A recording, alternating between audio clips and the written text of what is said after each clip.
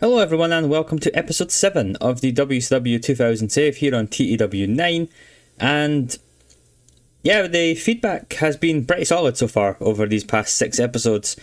Just want to say thank you to everyone. I've got a few things to run through before we get into the shows today. So I've got a little notepad up on the game screen, but you can't see because I've got some spoilers on it. And apologies for my voice, I feel like I've got a bit of a cold, so apologies if it sounds a bit stop-start, if I'm pausing to cough and things like that. But since the last episode, basically the day after Thunder, we had some pretty big developments happen. We had multiple release requests from some of our roster. So Buff Bagwell, Conan, Chris Benoit, Ed Ferrara and Sid Vicious all requested their release. Now obviously we rejected Benoit. Pretty straight up, Benoit, I don't care how unhappy you are, mate, you're staying, you've just signed a new contract, you're a US champion, you need to stay. So that one, obviously. Sid, we also rejected because we have plans for Sid. We could have got rid of him and got off the contract, but I like Sid, so we're going to keep him around for now. Hopefully he doesn't keep phoning in performances though. Ed Ferrara, obviously we just let walk. I mean, we got rid of Russo because his contract ran out, and we've got rid of Ferrara as well, thank God for that. And then Bagwell and Conan, we rejected both of their releases because we had plans for them, and both of them decided they would rather sit out the rest of their contract than work for us. Now luckily that meant I was able to release them with no charge. So Bagwell's gone and Conan's gone. Conan was scheduled to wrestle on Nitro today, so that's great. And Bagwell, obviously we had some plans with the Old Man group in Savage and Hogan and co. But that's over now, so, whatever. I also looked at who else was sort of pissing everyone off backstage, and Mike Graham came up. And Mike Graham's a bad road agent, so we fired Mike Graham. It did cost us a little bit of money, but I thought, screw it, let's get rid of them. Because we need to save some money, eventually. The other things that were sort of mentioned were... One of them was our very low pay-per-view revenue. Now, I did reply to the comment to this user who, let me just get your name here, sorry pal, Jeremy. We did have a look at this before. Our pay-per-view is awful, but because we're owned by Time Warner, we can't change our broadcasting deal. We're on medium, 5% of the revenue. It's pretty brutal. It's the same for even our television shows. 0% for Thunder, for example. 20% for Nitro. It's pretty rotten, has to be said. That's one of the things that we sort of mentioned, but I can look into that obviously. Same with changing the match focus to fix Thunder's ratings. We're going to not do that just now, but we'll see how it goes. A few other things. We had a few people mention about developmental.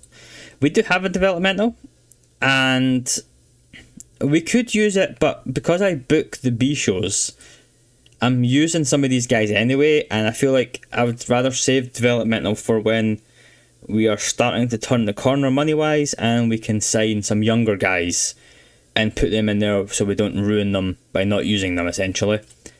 And that was basically the majority of the sort of things since the last episode.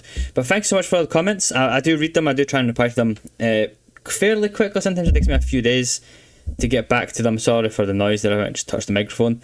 But that's pretty much what's happened here. That's the big news. So we do have a change of plan for Nitro tonight, and because I've not been on the game that much, I spent some time last night pre-booking Nitro and pre-booking Thunder, and also putting the plans for Super Brawl in place, so I can hopefully try and get a few episodes out recorded today.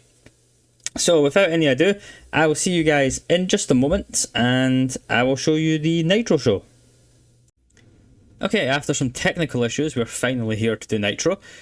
Just, hopefully you like the new sort of zoomed in look as well. I'm thinking it's a text-based game. If we zoom in as much as possible, then hopefully that will make it a bit easier to read for anyone who is looking to read. But we start off the show with Hogan, Piper, Savage, Flair and the Total Package making their way to the ring, led by Hogan and Savage as the two natural leaders of the group. This gets a 66 overall, and if we just pull up the big text, I wrote quite a lot here. They're in the ring. Savage speaks first and asks if everyone is surprised. He says, all this talk about WCW being on the way out and these old-timers dominating the show are hilarious. And that there's a reason they dominate the show, and it's because those guys are money, and they make money. WCW is only a success thanks to these guys, and they're sick of the disrespect, so it's come to this. They must kill this current iteration of WCW and rebuild it from the ashes in their own image, effectively. He passes the mic around and everyone bar Hogan says their piece about the state of the business and the lack of respect. Piper in particular mentions they've already run off one idiot in Buff Bagwell, so that's sorted before it even began. Eventually the mic finds its way to Hulk Hogan. Hogan says this is something that had to happen. He tried to kill WCW before with the NWO and eventually it fell apart, thanks to a bunch of rookies and new guys not understanding the business. Hogan wraps up by saying it's very simple, get out of the way and you won't get hurt. But first they need to take back what belongs to them, which is the WCW World Heavyweight Championship. Hogan goes through his battles with Sting and says that this time there will be no return for Sting in this new version of WCW. They end the promo by saying death to WCW. Now, my theory for these guys is essentially that old man yells at cloud. They are pissed off because the company wants to get younger, it wants to get fresher, and these guys feel like they're just going to be kicked to the curb to accommodate such a thing, and they're not having that. So they're going to kill the company, not obviously outright, and then rebuild the whole thing in their own image. Hogan does get penalised for going through personal issues, but that's fine. I quite like it. I mean, it's basically like the Millionaires Club sort of deal. But what we're doing is we're just focusing on these old timers who are refusing to give up their spot. We're doing a bit of shooty stuff here, but you know, it is what it is. We then cut backstage with a creative angle. It was a failure, even though I'm pretty sure it was a safe bet. As the cameras find the NWO 2000 backstage watching on the monitors, they're not believing what they've just heard. They're sort of laughing like incredulously. And Nash and Hall say, look, we know Hogan, they've heard all this before, but they need to watch each other's back. They believe staying out of it is best for now, but as much as they love destroying people in WCW, championships and money are what matters, and hopefully it won't come to it, but they'll be ready for battle if so. Just laying the seeds for the NWO not to be the good guys, but the good guys by proxy of needing to eliminate the bigger picture here, basically. We then cool things down a lot. We have Norman Smiley making his way to the ring, when he's jumped by David Flair, Crowbar and Daphne, who still haven't left him alone after last week. They get into the ring and David Flair says they've had their fun, but WCW Hardcore title is coming to them at long last. Smiley gets to his feet, shrugs, grabs the mic and asks them, if you actually beat me, then cool, I don't want this belt anymore anyway, but you actually need to, beat me for once. And David Flair doesn't beat Norman Smiley, who does win by pinfall. It's hard, you can't select Norman Smiley wins by clusterfuck and by falling on top of someone, but imagine that's what happened here. Smiley makes his next defence and then he's handed the title. He does seem a bit less annoyed though. He looks around, he's waiting for the lights to go off, but nothing happens, so he's like, okay, we're feeling good. He gets to the top of the ramp, he's smiling away, and the lights go off and on. And he runs away scared again. Fun stuff. I'm enjoying this. I saw a comment somebody saying they enjoyed this as well. I'm really enjoying it. I mean, everybody and their mother knows where I'm going with this at the pay-per-view, because I wanted to book it the previous month and I messed up the timings. So I just think it's quite fun. It's a good build up, and Smiley's getting decent ratings on his own. A 49 with that one. We then cut backstage to Canyon, who again is the king of television, much not like Samoa Joe. And he's backstage with Mean Gene, and he says the challenge is out again for anyone who wants a TV title match tonight. Canyon's a fighting champion, and he's ready to face anyone. Before he can fully finish his sentence, Kurt Hennig walks into the shot and accepts. Hennig walks off as Mean Gene promotes the match as a visibly anxious Canyon looks on, because Canyon doesn't want to face someone the caliber of Kurt Hennig. We then go to the ring as Sting and Diamond Dallas Page come down and say, look, they're not shocked at the events of last week. Sting already knows he's facing Savage at the pay-per-view, but demands that two of this new group come to the ring tonight and face him and DDP in the main event. DDP echoes Sting's sentiments and says that while there may already be a man from last week, which is obviously Buff Bagwell, they're sure they can kick their ass and are confident they'll have backup if required. Good little segment here, 63 overall.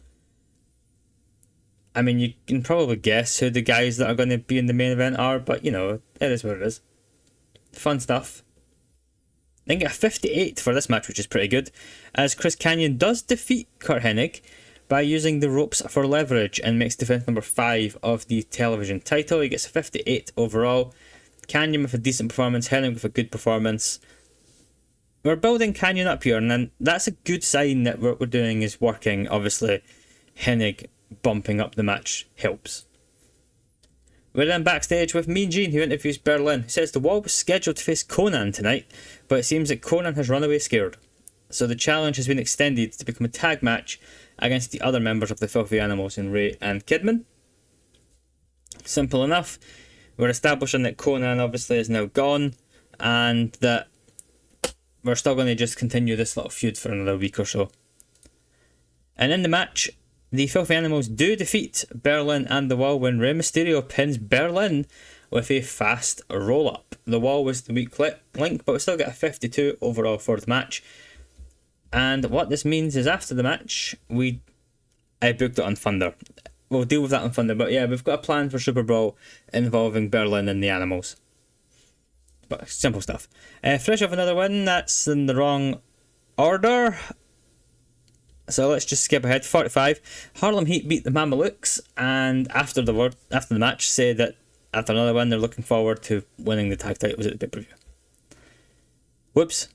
Johnny the Bill with an 18, which is pretty bad, but a 45 isn't the worst rating in the world.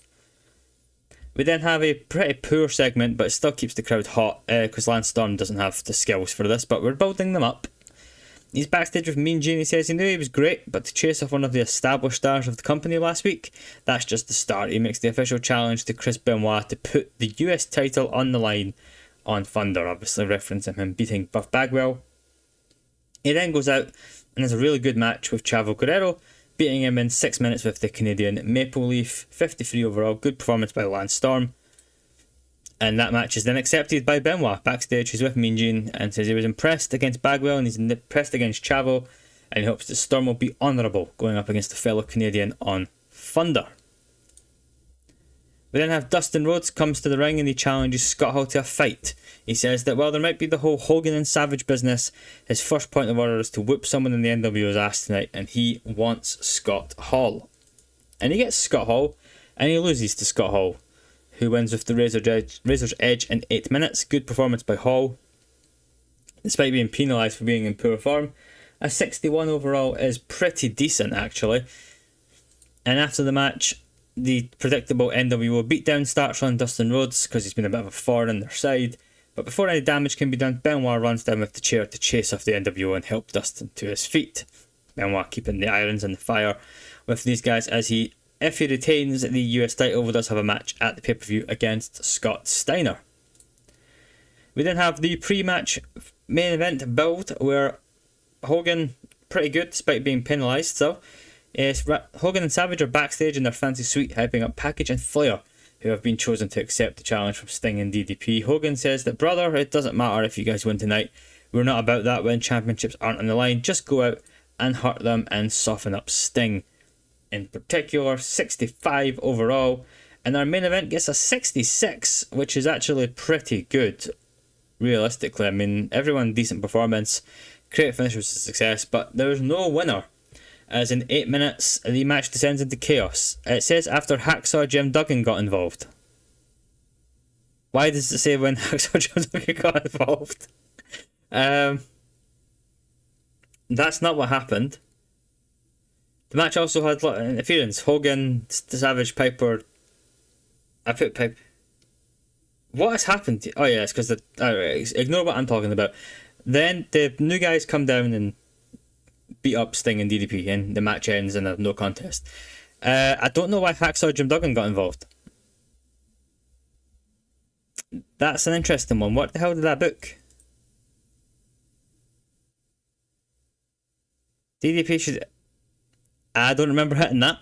But apparently, right, let's ignore the Hacksaw Jim Duggan part of this.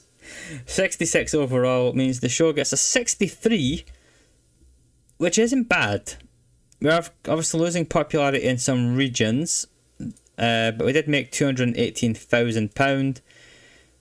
I mean, we're getting down to the 63 rate across the US, but if our Nitro shows in particular are going to hover around 63, then I don't think it's the end of the world, to be honest.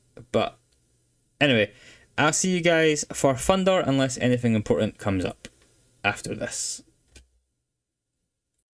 Okay, so nothing really happened after Nitro, so I just went straight into Thunder to get this booked and get the episode recorded. So Berlin is interviewed by Mean Gene and says he forgives the Wall for losing on Monday, but he has a challenge for the Filthy Animals.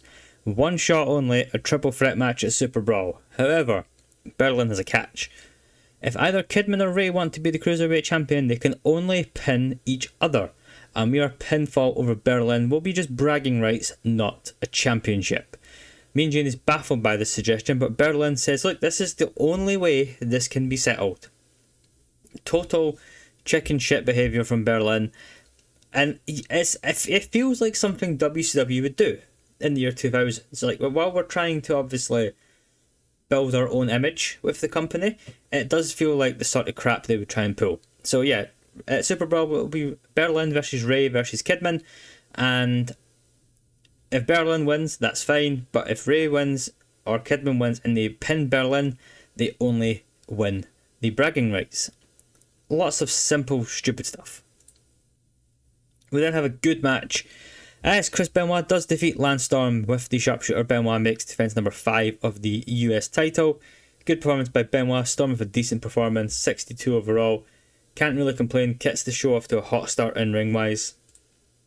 And then afterwards, Mean Gene comes down to the ring after Benoit's win, and Benoit says that at Super Bowl he can't wait to get in the ring with Scott Steiner. This NWO vs Revolution feud has to end eventually, and he'll kickstart that by taking out that big muscled freak. Now, one thing I have realised every time I've booked this is that the Revolution are heels and Benoit and Dustin are faces. So yeah, there's a plan, don't worry, there is a plan to sort that all out, but for now just roll with it. We then have I've put this in the wrong order, again. So Roddy Piper defeats Hacksaw Jim Duggan in a match that gets a 43. This is supposed to be before the match, but Hacksaw comes to the ring. So because of my mistake on Nitro, Duggan comes to the ring and he apologises for his error on Monday night. He didn't mean to hit DDP, obviously, but before he can go any further, Piper comes to the ring and says, that's all well and good, but did he forget what Hogan said? Hogan said, get out of the way and you won't get hurt. Hacksaw got in the way, so now he's getting hurt. And then Piper does beat Hacksaw.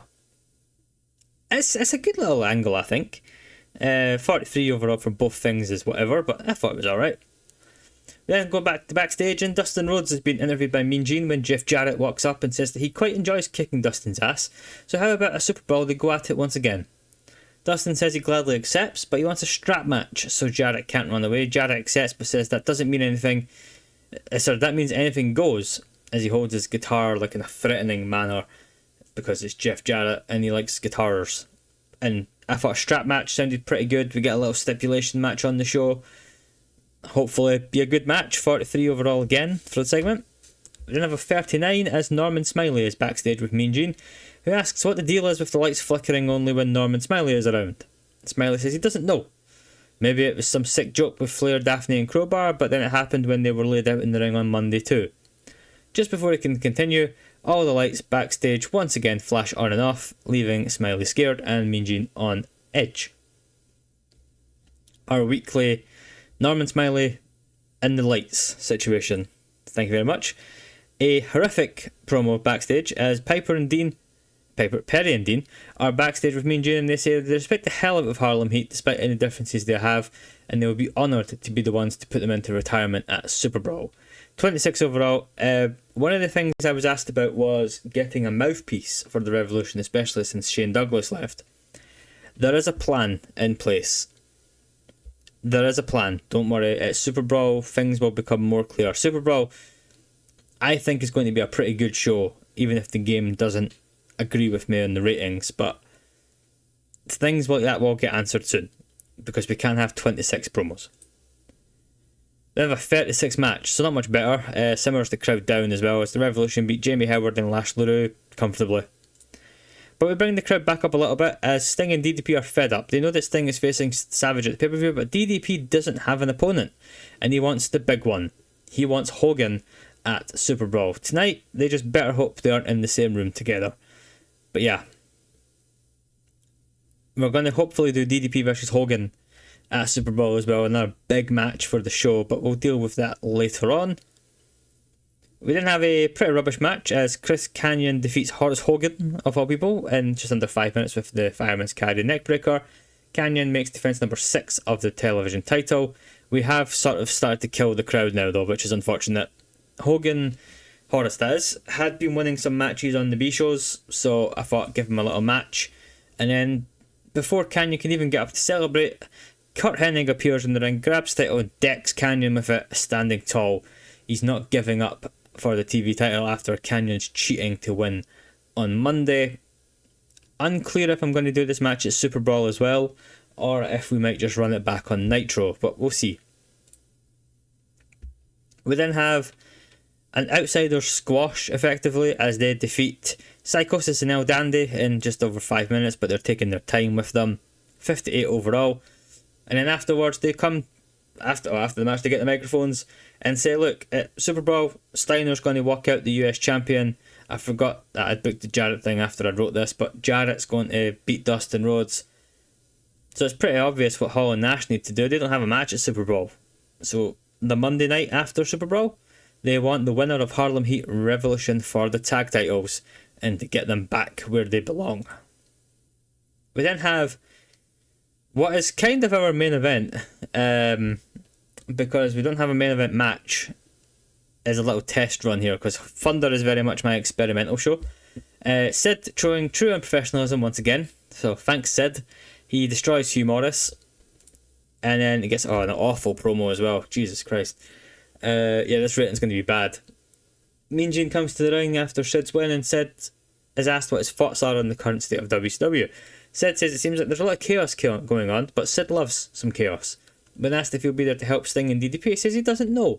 He might, as the thought of powerbombing Hogan and company is a lot of fun, but then the sound of powerbombing Sting to take the title, also very much up Sid's alley. And then, Jesus Christ, we have a brutal final segment. Oh no. 46 overall, this show's going to be terrible. Hogan appears via satellite from a fancy looking house. He says he's heard about a little challenge from DDP. Hogan says he could just reject that because it's beneath him, but he hasn't had a match in a little while. Dropping the leg on DDP in the same night Savage brings home the gold sounds good to him. We get we got 60. We managed to somewhat pull it together. We have obviously lost more popularity. We've basically made no money. It's all a bit of a disaster in the grand scheme of things. Yeah. Not a great show, but it has built up Hogan versus DDP. We've got a few irons in the fire. We're starting to build the Super Brawl card. Super Brawl will be in 2 episodes' time. Next episode in a few days will be Nitro and Thunder again, and then after that it will be Super Brawl. So yeah, should be quite good. Oh god, I don't like when this is lit up. Okay, phew. Right, so Benoit abuses painkillers. We're not going to send him to rehab, we're just going to fine him just now, which everyone's happy with, so that's good. I'll take that, because that means at least we can keep Benoit around. But we could send him to rehab, but we don't want to do that. By the way, WWF's having some terrible time with TV. Raw was the same, even though Raw got an 87. SmackDown got a 77, but apparently they're struggling in the ratings. Especially when you've got The Godfather versus Shane Douglas in a ladder match. For some reason. But yeah, I mean, I know we've cut off a bit of the screen here, I just can't bother changing it back. It's only the side menus that are here. But yeah, that's gonna do it for today's episode. The money's not looking good. We have decreased a lot of production costs, which is going to help a little bit. The worker costs, obviously, not that one, it's this one, are a bit lower now. We can hopefully start bringing that number down. Our backstage morale is in the pits. But as you can see, we have less notable negative relationships, which is good. Like,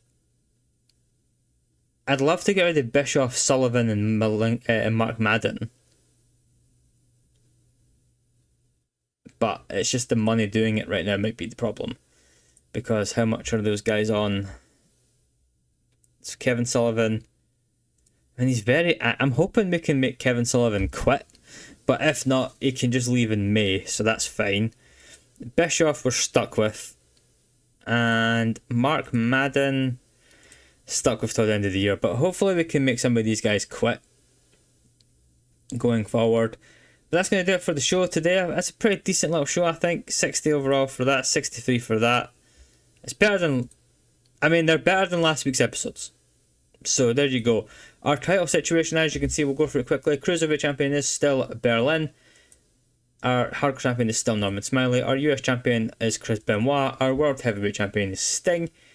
Our tag team champions are Perry Saturn and Dean Malenko of the Revolution. And our television champion is Chris Champagne Canyon. That's going to do it for today's episode, guys. This will be coming out tomorrow, which is the Sunday the 20th. We'll have another episode out a few days after that. However, I'm not convinced that I'm not getting sick. So there might be a little delay on the next episode. I will see how it goes. I might try and hammer it out today, depending on how everything holds up. But thanks so much for watching. Hit that like, hit the subscribe button. You guys are smashing it out of the park. Thanks so much for all the support. And I will see you guys in a few days' time, hopefully. Thanks, and goodbye.